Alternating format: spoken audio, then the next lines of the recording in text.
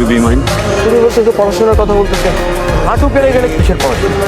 হ্যাঁ, মনে হয় বুঝে নাই তো, অ্যাসাইনমেন্টটা মনে হয় প্র্যাকটিক্যালি বুঝাই দিচ্ছে আর কি sir. I love you two.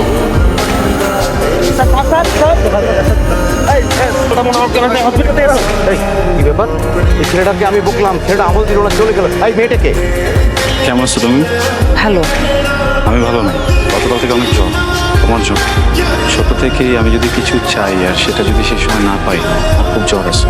বাবার সাথে শপিংয়ে গেলে যদি কোনো খেলনা চাইতাম, সে না দিলে খুব জ্বর আসতো।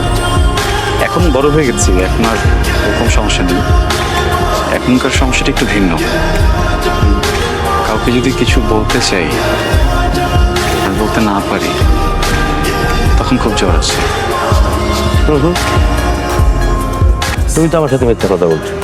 কাজিন হয় স্যার। জি স্যার, কাজিন তো স্যার। ওরা ওরা কি নিয়ে কথা বলতেছে? স্যার ওই যে পড়াশোনা নিয়ে কথা বলছে আর কি স্যার। ইদানিং একটু অন্যরকম। কাউকে কিছু বলতে চাই, বলতে পারি না, তাই জ্বর আসে। জ্বরটা তো কমানো দরকার, তাই না বলো? I love you mom.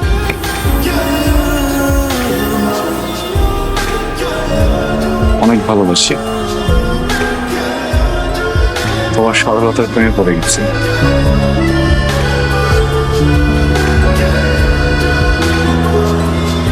Will you be mine? এই তুমি বলতেছো পড়াশোনার কথা বলতেছে, হাঁটু কেড়ে গেলে কিসের পড়াশোনা? হ্যাঁ, মনে হয় বুঝে নাই তো, অ্যাসাইনমেন্টটা মনে হয় প্র্যাকটিক্যালি বুঝাই দিচ্ছে আর কি স্যার। অ্যাসাইনমেন্ট বোঝাই দিচ্ছে?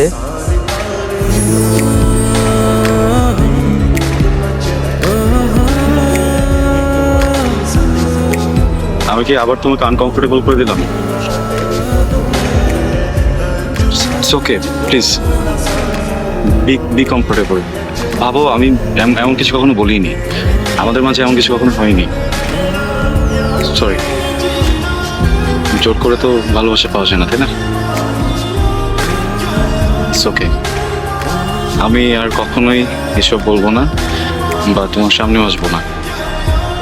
জ্বর আসবে হয়তোবা, কিছুদিন জ্বর থাকবে। বাবা আছেন, উই উইল ম্যানেজ। মৌ, তোমার নাক অনেক ঘামে। যার সাথে বিয়ে হবে তোমার, সে তোমাকে অনেক আদর করবে। ভালো থেকো। আসো।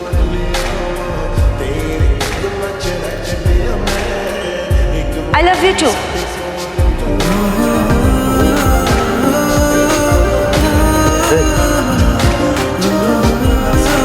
স্যার